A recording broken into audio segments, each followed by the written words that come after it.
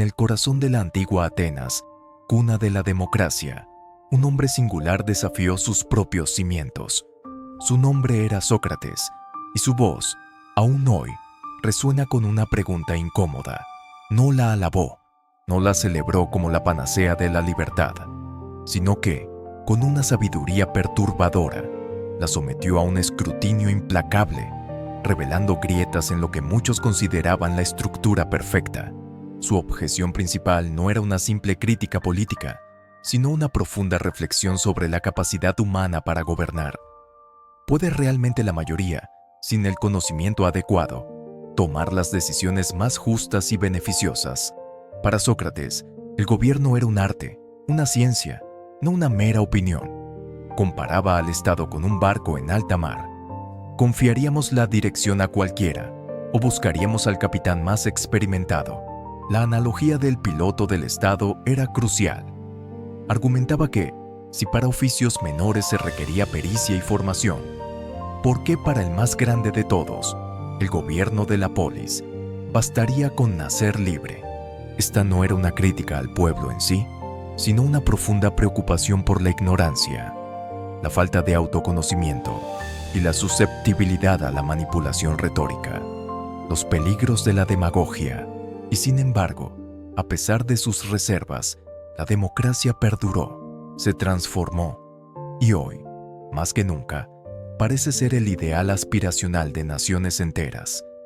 ¿Qué fuerza la mantuvo viva a través de los siglos?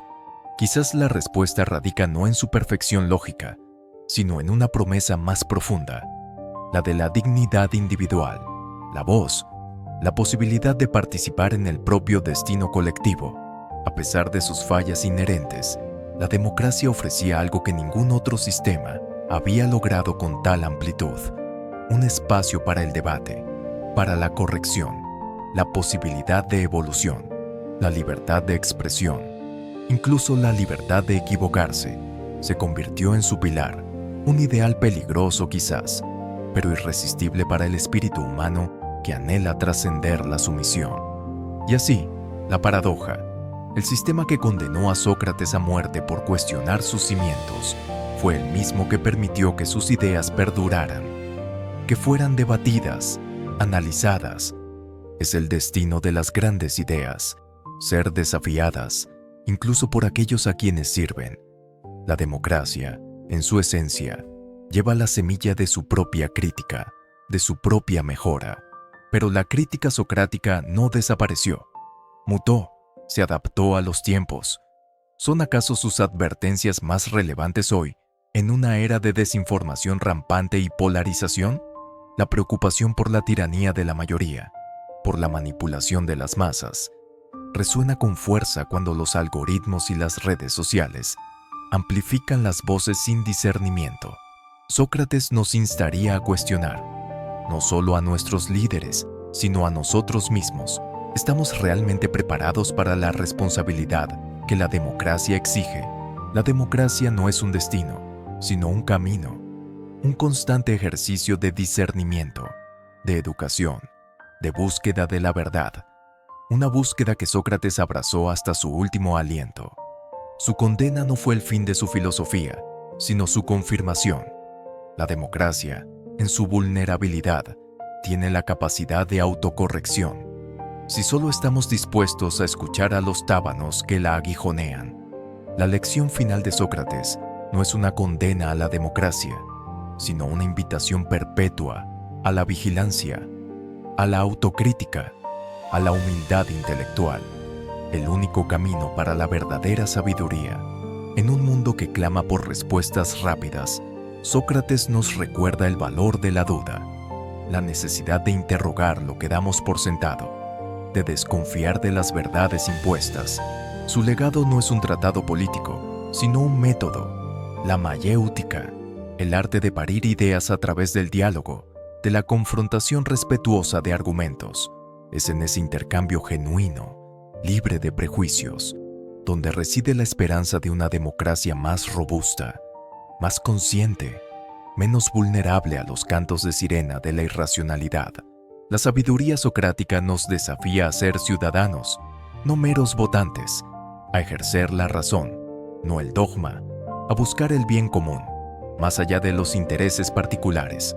Y quizás, solo quizás, en esa constante tensión entre el ideal democrático y su crítica socrática, reside la verdadera fuerza de un sistema que, a pesar de sus imperfecciones, aún nos llama a la acción, porque la democracia, como la filosofía de Sócrates, nunca está terminada, siempre en construcción, siempre en busca de una verdad más profunda, más humana. Hoy, más que nunca, las voces de Sócrates nos interpelan desde el pasado.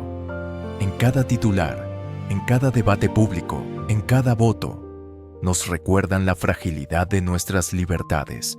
La crítica de Sócrates no busca destruir, sino fortalecer. No busca la anarquía, sino la excelencia. Una excelencia que solo puede nacer del examen constante.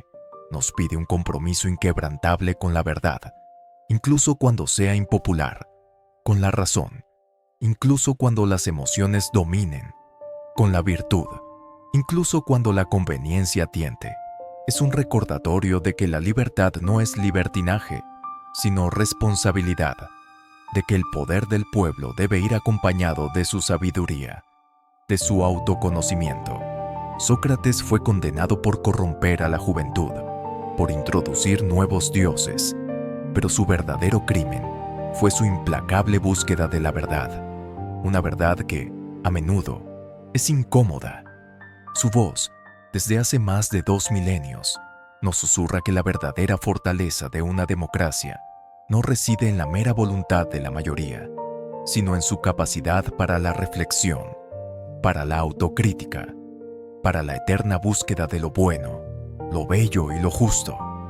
Una búsqueda que nunca termina,